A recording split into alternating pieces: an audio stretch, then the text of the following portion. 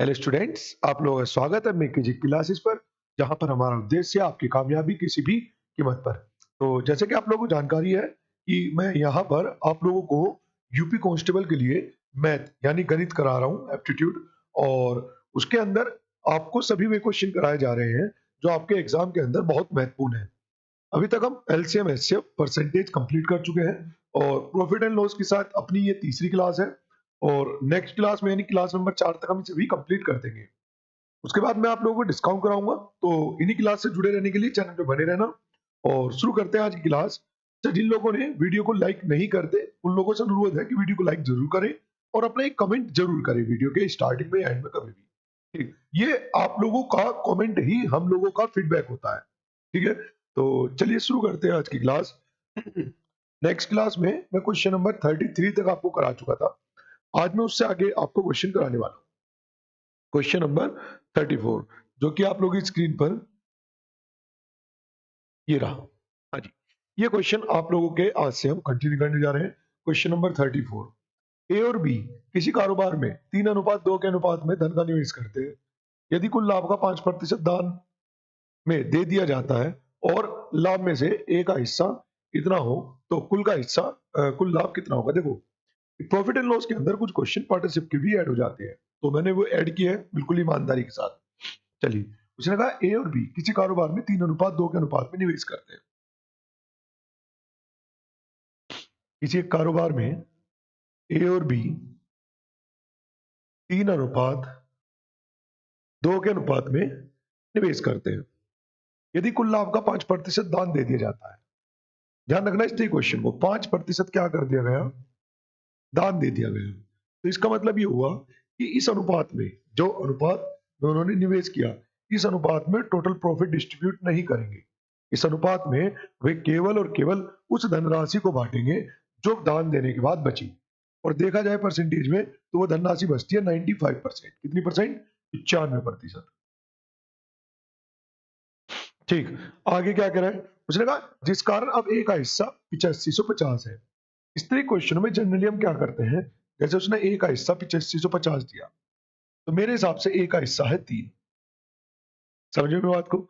ए का हिस्सा कितना दिया? 8550। मेरे हिसाब से ए का हिस्सा कितना है? 3। भाई जो भी डाटा वो ओरिजिनली आपको दे रहा है उसे कंपेयर कर देंगे अपने ओरिजिनल अपने अनुपात के डाटा से। इस तरह क्वेश्चनों में हम सबसे पहले कोशिश ये करते हैं कि किसी भी तरीके से हम टोटल लाभ निकाल सके। वो लाभ जो इस अनुपात में बांटा गया, जो इस अनुपात में बांटा गया। जैसे उसने कहा है कि ए का जो लाभ है वो 8550 रुपए है, जिसमें से बी को कितने रुपए मिल गए? 3 रुपए, अनुपात के हिसाब से। एक की वैल्यू निकालूंगा। मैंने कहा जनरली हमारी जो कोशिश रहती है वो ये रहती है, इस लाभ को निकालने की रहती है जो अनुपात के अनुसार बांटा गया। कब?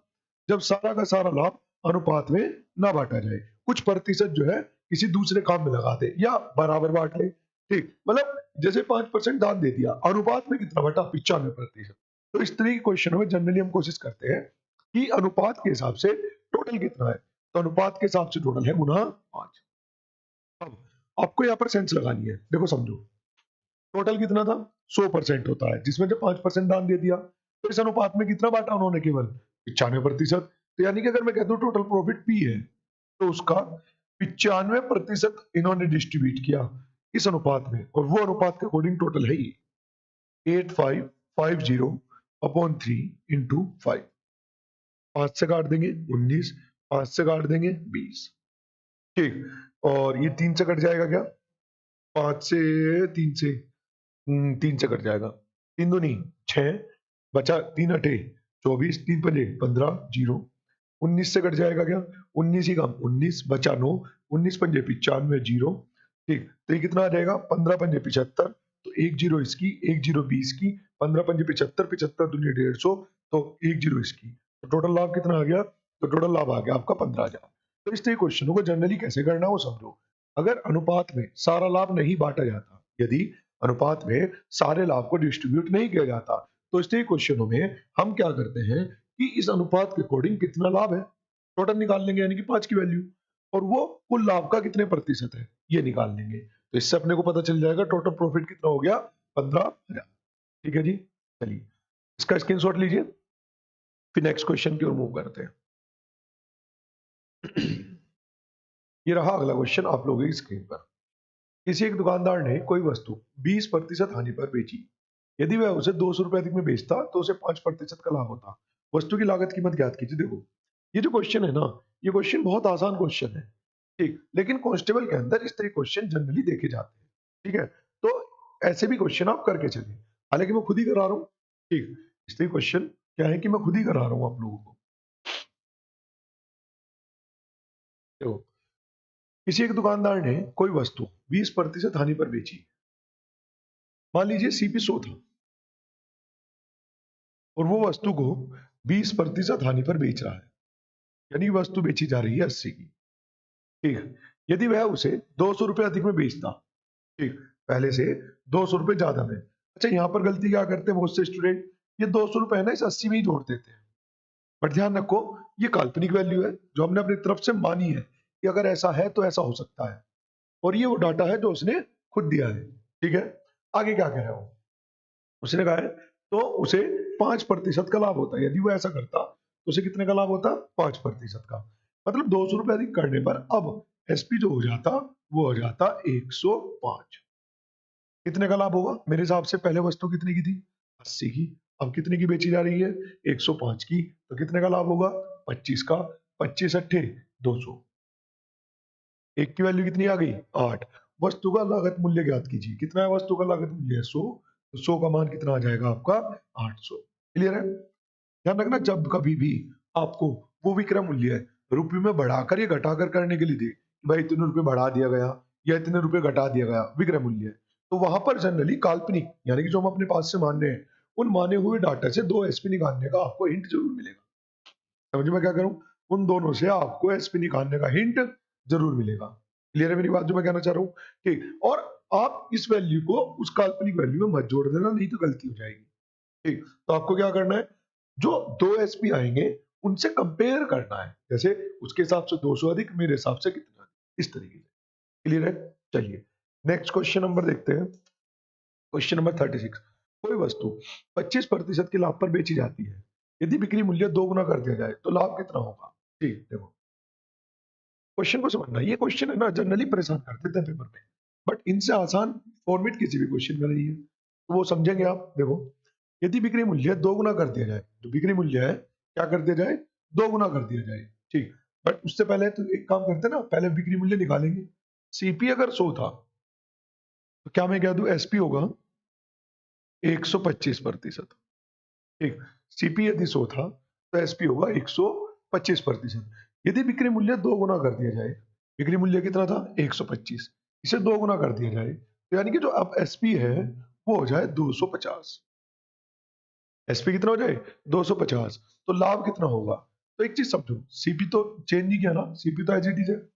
सीपी कितना है 100, ठीक, और एसपी कितना हो गया 250, तो लाभ कितने को हो जाएगा 150 का। किस पर, सीपी यानी कि 100 पर, गुना 100% के लिए, ये कट जाएगा इससे, तो आंसर आ जाएगा 150%। ठीक है जी, बताओ इसमें कोई मसला किसी को। ठीक, नेक्स्ट क्वेश्चन नंबर 37। एक व्यापारी अपने माल को लागत मूल्य से 25% अधिक पर अंकित करता है। यदि वह अंकित मूल्य को 12 रुपए कम कर दे, यदि वह अंकित मूल्य को, एक सेकंड में देखना पड़ेगा, 12 से 1/2% होना चाहिए।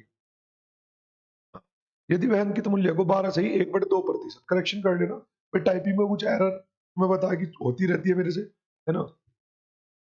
हाँ, यदि अंकित मूल्य में 12 से ही 1/2% कम कर दिया जाए तो उसका लाभ कितना होगा, प्रतिशत में बता देना आपको।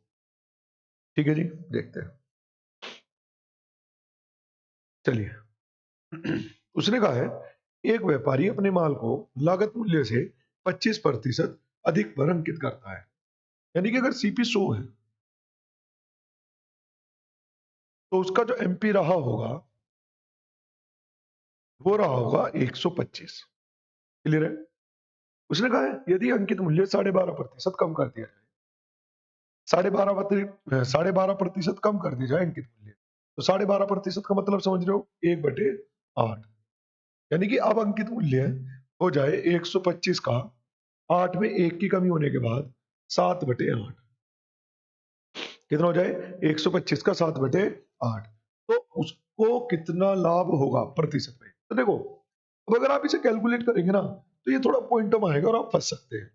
तो मैं हमेशा सजेस्ट करता हूँ कि जब भी आपसे है ना आंसर परसेंटेज में पूछा जाए, है ना, जब कभी भी आपसे आंसर काहे में पूछा जाए, परसेंटेज में पूछा जाए, तो आप हमेशा कोशिश ही रखिए, आप हमेशा अपनी कोशिश ही रखें कि सर जिन दो डाटा के बीच में परसेंटेज कैलकुलेट करना है उन दोनों का अनुपात बना लिया जाए। जैसे ये एसपी हो गया, लाभ बताना था, दूसरा सीपी ले लेते हैं, ठीक, और अभी से कैलकुलेट करते हैं 25 चौका 25 पंजे, ठीक, इससे कैलकुलेशन आसान हो जाती है। तो इसका मतलब हुआ कि कितना हो जाएगा, 8 चौक 32, 7 पंजे 35, ठीक, तो ये आ जाएगा 32 अनुपात 35। तो कितने का लाभ होगा सर, 3 रुपए का। कितने पर, 32 पर, गुना 100 प्रतिशत के लिए, 4 से कट जाएगा, 4 अठे 32, 4 से कट जाएगा 25, 25 दिया 75 बटे 8, तो कितना हो जाएगा, 8 नहीं 72, 9 सही 3 बटे 8%। क्लियर है इतनी बात, ठीक है। चेक कर लेते हो मेरे पास ऑप्शन में, हाँ 9 सही 3 बटे 8% ऑप्शन है, ठीक। देखो कुछ टाइपिंग मिस्टेक हो जाती है जल्दीबाजी में मेरे से, है ना, कभी मैं ऑप्शन लगना भूल जाता हूँ, बट ये है कि मैं अपने पास जो मैंने टाइप किए हुए हैं प्रिंट आउट, ठीक, वो अपने सामने रखता हूँ, कोई एरर होगी तो मैं आपको बता दूंगा, ठीक है ना।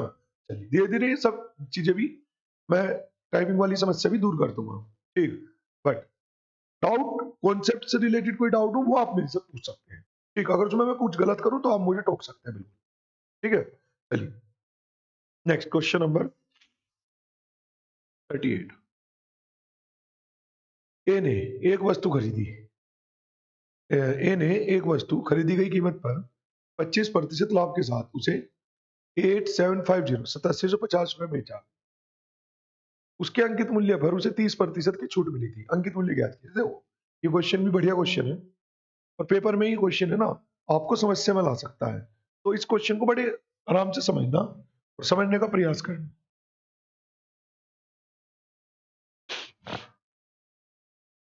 देखो, ए ने एक वस्तु की खरीदी गई कीमत पर 25% लाभ के साथ उसे 8750 में बेचा। हालांकि उसने वो वस्तु खुद 30% के डिस्काउंट पर खरीद रखी है। तो मैं कह रहा हूं यदि वस्तु का एमपी 100 रुपए है, तो जो वो खुद खरीद के लाया है यानी कि सीपी, वो लाया 30% के डिस्काउंट पे यानी कि 70 रुपए, और वो कह रहा है कि 25% लाभ के साथ बेचा गया, है ना। कैसे बेचा गया, 25% लाभ के साथ बेचा गया, यानी कि 70 का 125%, ठीक, 70 का कितना, 125%। उसने कहा है ना 25% लाभ के साथ बेचा गया।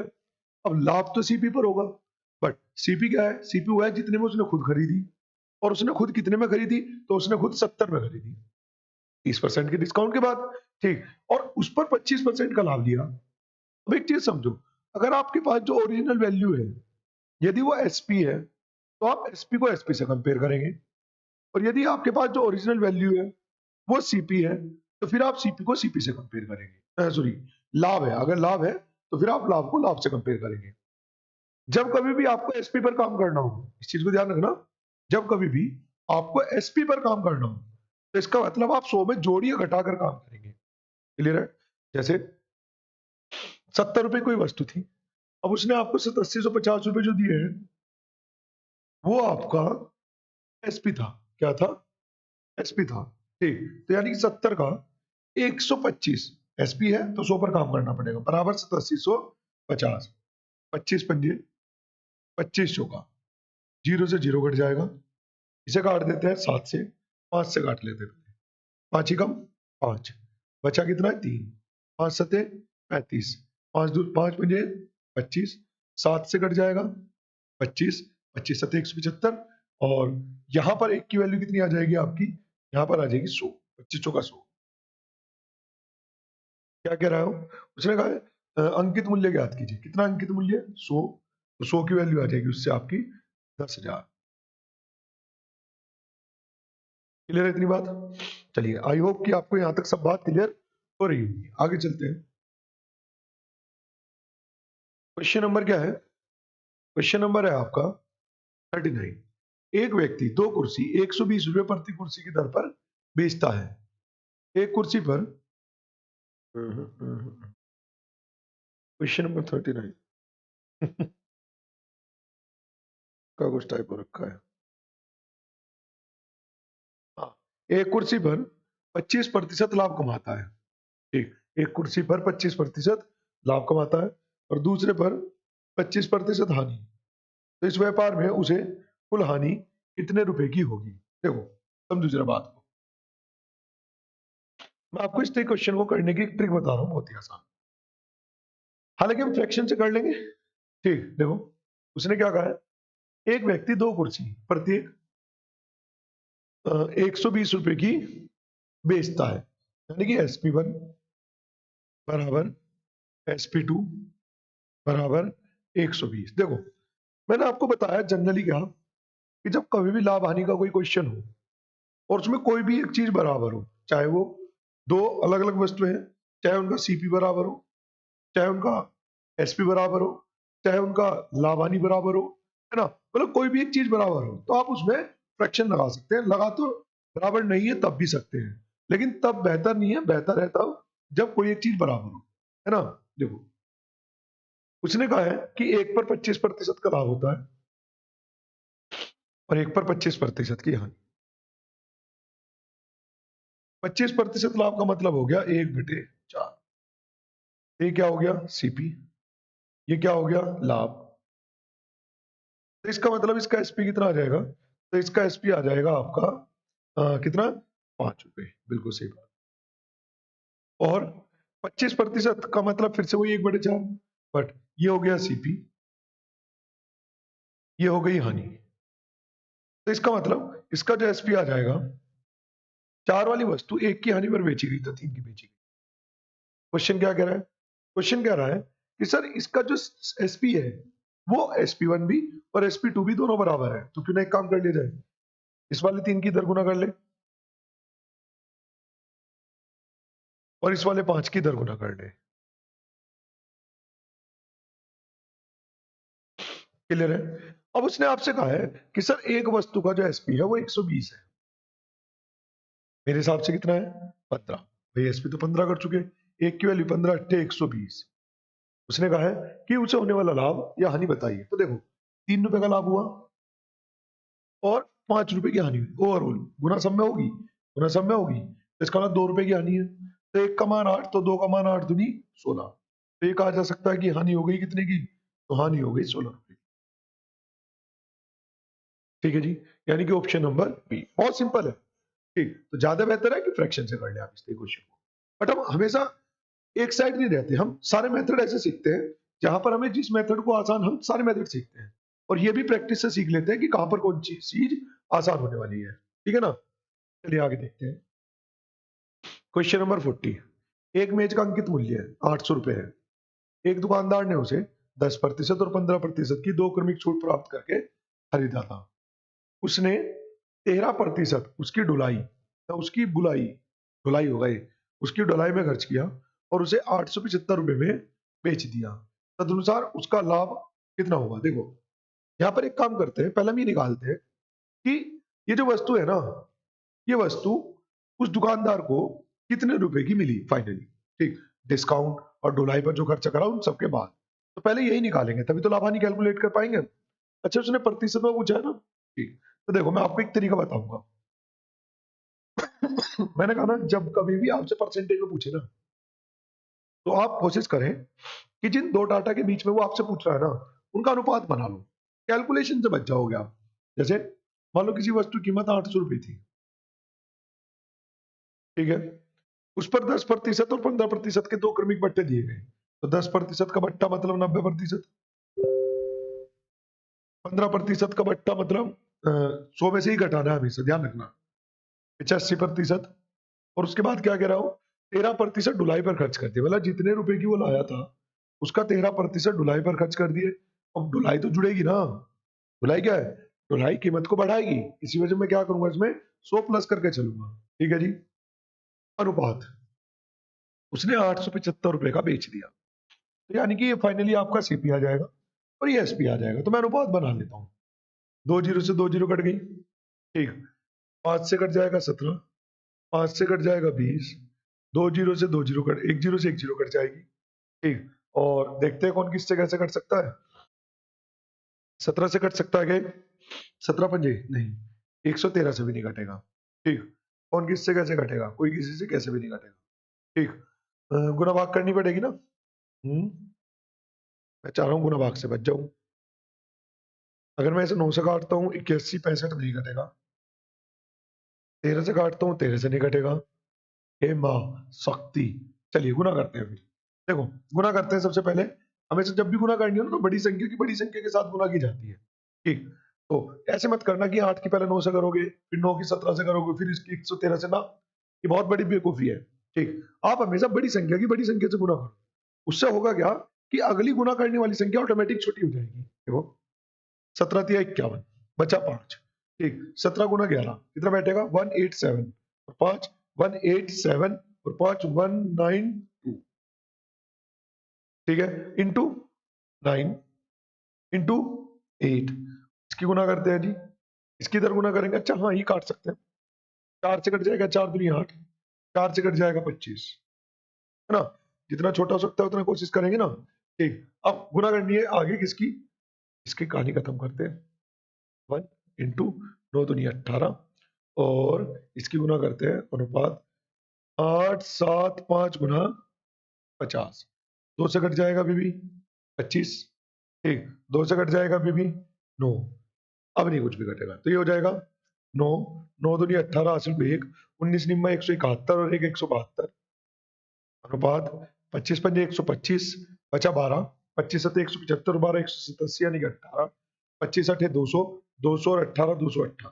ठीक, अब यहाँ से लाभ हानि प्रतिशत कैलकुलेट कर लेना आप लोग क्या कर लेना, लाभ हानि प्रतिशत यहाँ पर कैलकुलेट कर लेना अपने हिसाब से। ठीक है, चलिए कर लेने के बाद कैलकुलेशन को, है ना। तो मैं एक काम करता हूँ, अगला क्वेश्चन रखता हूँ। अच्छा, कुछ कैलकुलेशन मिस्टेक होगी तो मुझे बता देना। ठीक, यदि कुछ कैलकुलेशन मिस्टेक अगर मैं कर रहा हूँ इसके में तो मुझे बता देना। ठीक, चलिए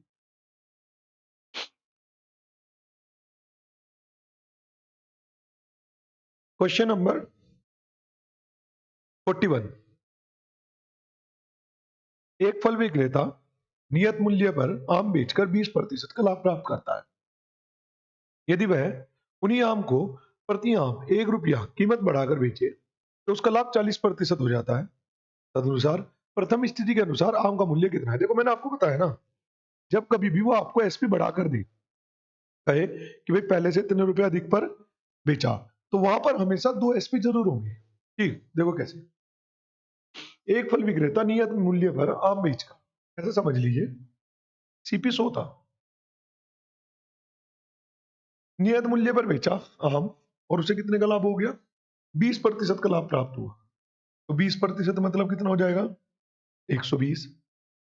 यदि वह उन्हीं आमों को प्रति आम 1 रुपया कीमत बढ़ाकर बेचे, मतलब पहले से 1 रुपया ज्यादा कर बेचे, ठीक, तो उसका लाभ 40% हो जाता है। तो अब वो लाभ कमा लेगा कितना? 40। तो ये कितना हो जाएगा? 140। ठीक, बात को समझो। आपको पहला एसपी पता है, दूसरा एसपी पता है ना। आपको पहला एसपी पता और दूसरा एसपी पता है। मैंने कहा है कि जब कभी भी वो सीपी बढ़ा, मतलब एसपी को रुपयों में बढ़ाएगा या घटाएगा तो 2 एसपी जरूर होंगे। ठीक, मेरे हिसाब से अंतर कितना है? 20। एक का मान कितना आ जाएगा? 1/20। क्या कह रहा हूं? आम का बिक्री मूल्य है। ठीक, उसने कहा प्रथम स्थिति के अनुसार, प्रथम स्थिति तो ये थी, इसके अनुसार बिक्री मूल्य बोले तो सेलिंग प्राइस, तो कितने रुपए आ जाएगा? 6 रुपए। अच्छा, क्लियर है सर, इसमें कोई मसला नहीं। चलिए, ए बी तथा सी ने एक व्यापार 1:2:4 के अनुपात में अपने निवेश के साथ आरंभ किया। 6 महीने के बाद ए अपनी पूंजी का को पहले 50% और बढ़ा देता है, तथा बी अपने निवेश को पहले से 2 गुना कर देता है, और सी अपने निवेश का 1/4 वापस ले लेता है। वर्ष के अंत में उनके लाभों का अनुपात क्या होगा? बहुत सिंपल है, ध्यान से समझना।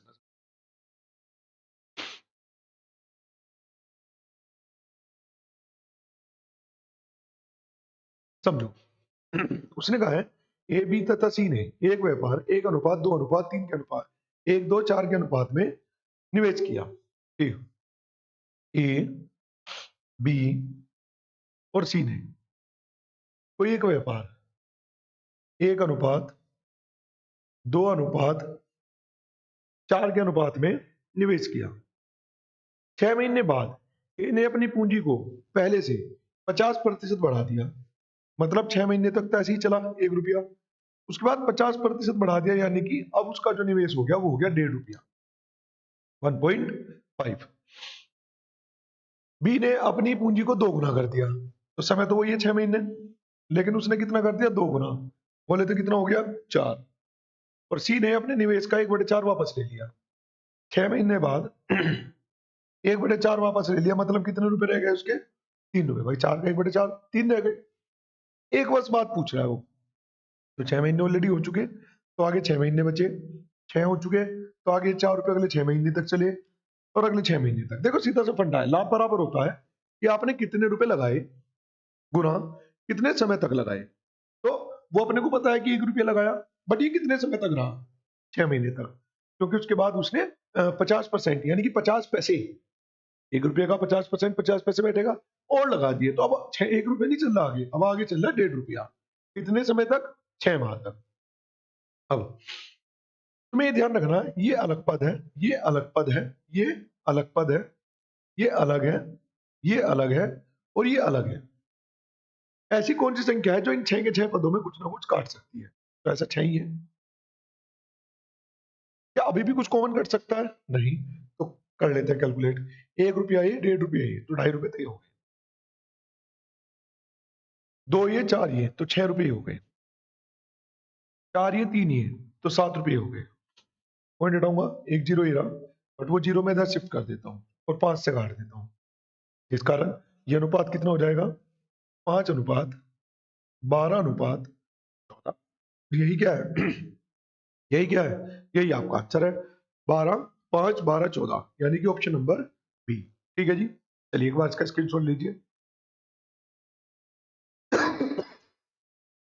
चलते हैं आगे। क्वेश्चन नंबर आएगा वो आपका 43। एक वस्तु को 760 रुपए बेचे जाने पर 5% की हानि हुई, वस्तु का मूल्य क्या होगा? करो जरा एक बार, और इसका आंसर कमेंट करना सभी लोग।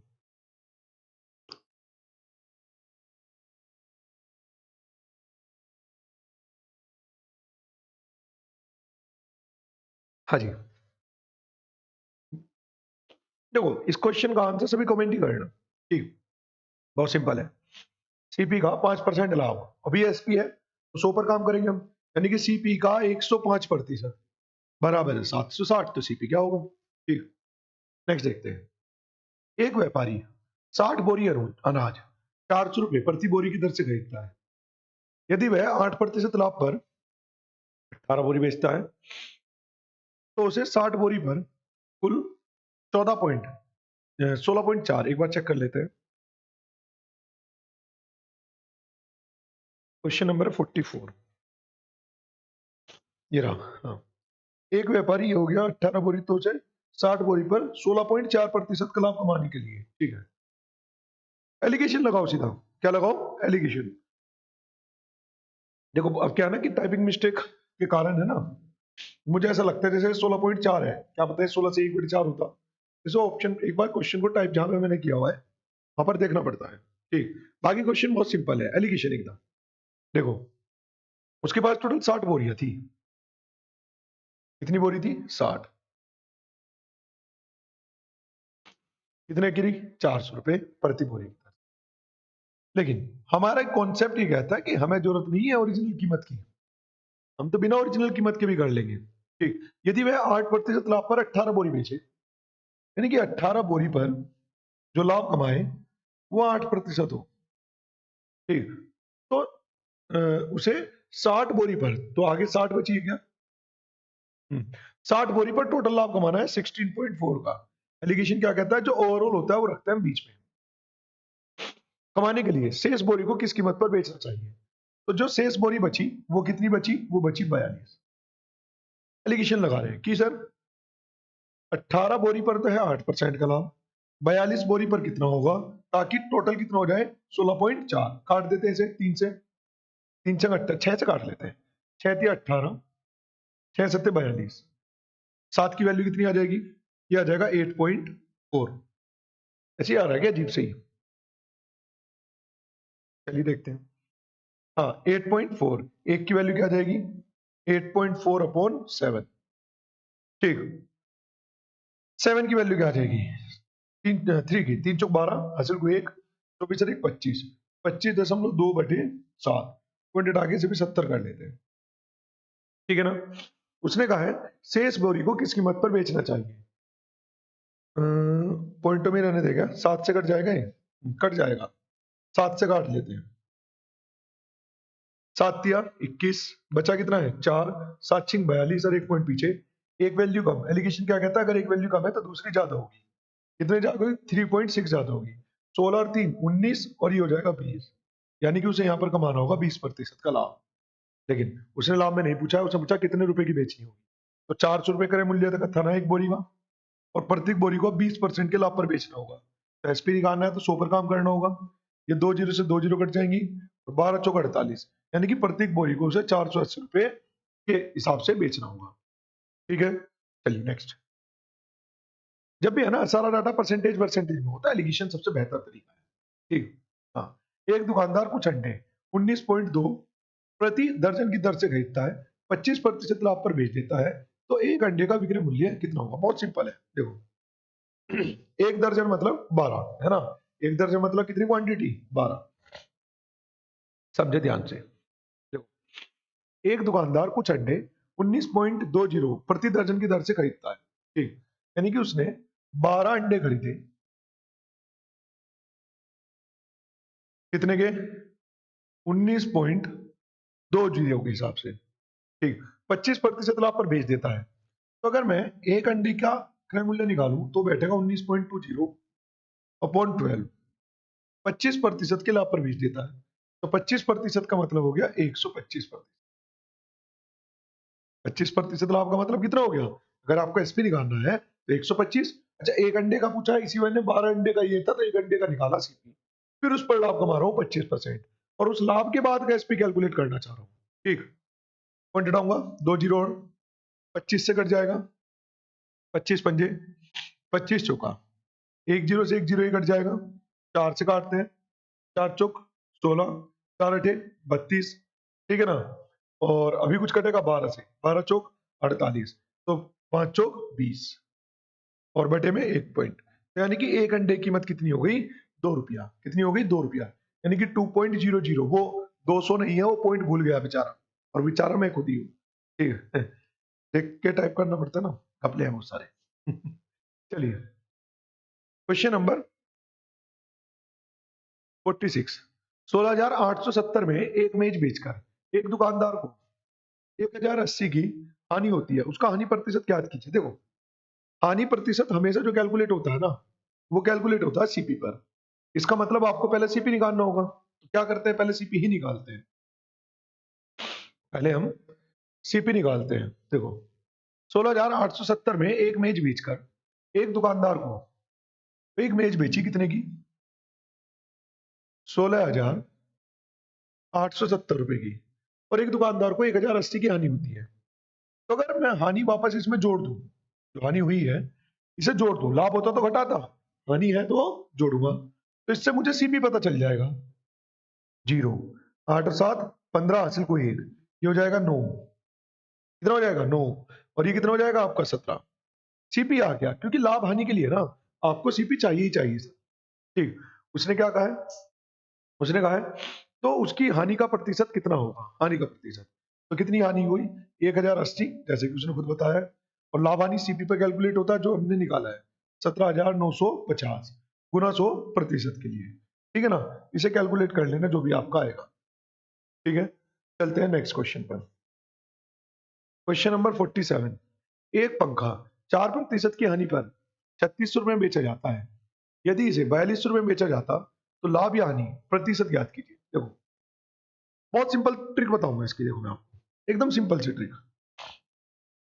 एकदम सिंपल सी ट्रिक क्या रहेगी? देखो, जब भी आपको है ना वो लाभ हानि और एसपी दे दे, और फिर से लाभ हानि और एसपी के बीच में ही बात कर ले, तो जो चीज पूछी वो राइट हैंड पर, जैसे समझाता हूं मैं।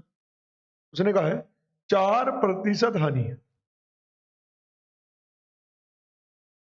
4% हानि पर कोई चीज 3600 रुपए में बेची गई। वो कह रहा है अगर इसे 4200 रुपए में बेचा जाए तो उसे लाभ होगा या हानि प्रतिशत में। आप हमेशा ध्यान रखें, जो भी आपसे पूछा गया, जो भी आपसे पूछा गया, वो हमेशा राइट हैंड पर आप रखने वाले हैं। ठीक, जब भी लाभानी एसपी की बात करती जाए तो परसेंटेज पूछा जा रहा है तो परसेंटेज को रखेंगे राइट हैंड पर। इसका मतलब ये वैल्यू है आपकी, हानि है तो 96 की, मेरे हिसाब से 3600, तो मैं कह दूंगा अगर 3600 रुपए है ना तो परसेंटेज है 96। यदि 1 है तो परसेंटेज हो जाएगा 96/3600 गुना 4200। इससे परसेंटेज आ जाएगा, जो भी चीज पूछे वो परसेंटेज में राइट हैंड पर। 6 छंग 36, 6 सते 42 और 16 छिक्का 96, 16 सत्ते 112। तो ये परसेंटेज में आया। अब परसेंटेज में आया तो 100 से ज्यादा है, तो 100 से ज्यादा है तो 20 बात है कि लाभ है कितने का, 12% का। बताओ इतनी बात समझ में आई है नहीं आई? हाँ जी, इतनी बात समझ में आई है या नहीं आई है? ठीक है, चलिए तो आज की क्लास को लेते हैं यहीं पर समाप्त करते हैं, लेते हैं अलविदा। आई होप कि आपको क्वेश्चन समझ में आ रहे होंगे, और रियल में बता रहा हूँ ये सारे वे क्वेश्चन हैं जो आपके पेपर में एज इट इज देखे जाएंगे। यदि आप वीडियो को स्किप करके देख रहे हैं या किसी भी तरीके से कंटिन्यू नहीं देख रहे हैं तो आपको इसका लॉस होगा काफी मैथ के अंदर। लॉस भी ना हो तो आपको अफसोस जरूर होगा कि ये वीडियो क्यों नहीं देखी। तो वीडियो को अवश्य देखते चले, रोज की रोज। ठीक, और यही क्वेश्चन आपके पेपर के अंदर आएंगे एज इट इज। जो कहतू मैंने कहा ना, जितना भी मैं पढ़ाऊंगा उससे रिलेटेड आपको एग्जाम में अगर 18 क्वेश्चन आए तो 18 के 18 इन वीडियो के अंदर ऑलरेडी कराए जा चुके होंगे। भले ही क्वेश्चन ना कराया हो बट कॉन्सेप्ट अवश्य कराया होगा। ठीक है ना, तो वीडियो को देखते रहें और अपना फीडबैक अवश्य दें। तो करते हैं क्लास को यहीं पर समाप्त, लेते हैं अलविदा, तब तक के लिए जय हिंद जय भारत।